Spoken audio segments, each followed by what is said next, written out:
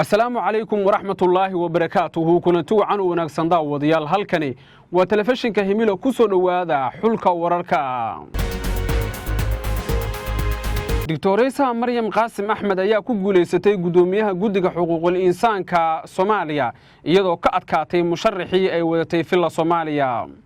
mucaaradka Soomaaliya iyo sidoo kale iyo beesha caalamka iyo waliba madaxweyne Xasan Sheekh Maxamuudna arinta doorashada ayay wali isku mari laayihiin iyana faahfaahinayaan kaaga haya. waxaan kale ku soo gudbin doonaa hadii Allah uu dalo raali ka noqdo howlgallo qorsheysan oo dhowrkii saac la soo dhaafay ka dhacay gobolka Baay iyo wararkii ugu dambeeyay kulamo siyaasadeed oo ka dhana Siciid Cabdullaahi Dani oo ka socday magaalada Garowe. qodobadaas iyo macluumaadada kale ee nagu soo kordha ayaan saaxiib yaaladiin faahfaahin doonaa ee soo dhawaada.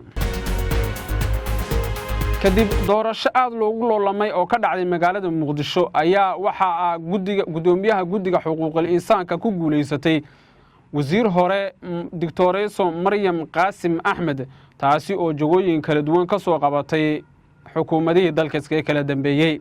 Maryam Qaasim waxay ka guuleysatay musharrixii ay wadatay filla Soomaaliya kadib loolana adag oo ka dhacay gudaha magaalada Muqdisho. Dictoresa Maryam waxa lagu xasuustaa inay iyada oo ahayd wasiirkii gargaarka iyo maareynta musiibooyinka ay xilka iska casishay kadib markii ay sheegtay in la musuqmaasuqay gargaar badan oo wasaaradda Soomaaliya lahaa.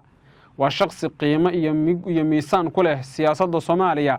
sawirro laga soo qaadayna markii ay doorashada lagu dhawaaqayna waxa la arkayay Dictoresa Maryam oo sujuudaysa Ilaahayna u mahad celinaysa iyada oo sheegtay in si dhab ah uga shaqeyn doonto ummadda Soomaaliyeed ee dulmiga kala kulmaysa qaybaha kala duwan ee dawladda. dhowr iyo 20 saac la soo dhaafay mucaaradka Soomaaliya ee la magac baxay golaha mustaqbalka xubnaha beesha caalamka iyo dawladda hogaamiye Xasan Sheekh Maxamuud ayaa isku marila qodobada looga hadlayo shirka ay codsadeen xubnaha mucaaradka ee arrimaha doorashooyinka. filla Soomaaliya ayaa la soo warinayaa in si kula tagal ah ay u baajisay shir la qaban lahaa koodii bishan iyada oo xubnaha ka soo qayb gali lahaa shirkana la sheegay in si weyn ay u diideen ajandayaasha looga hadlayo shirka.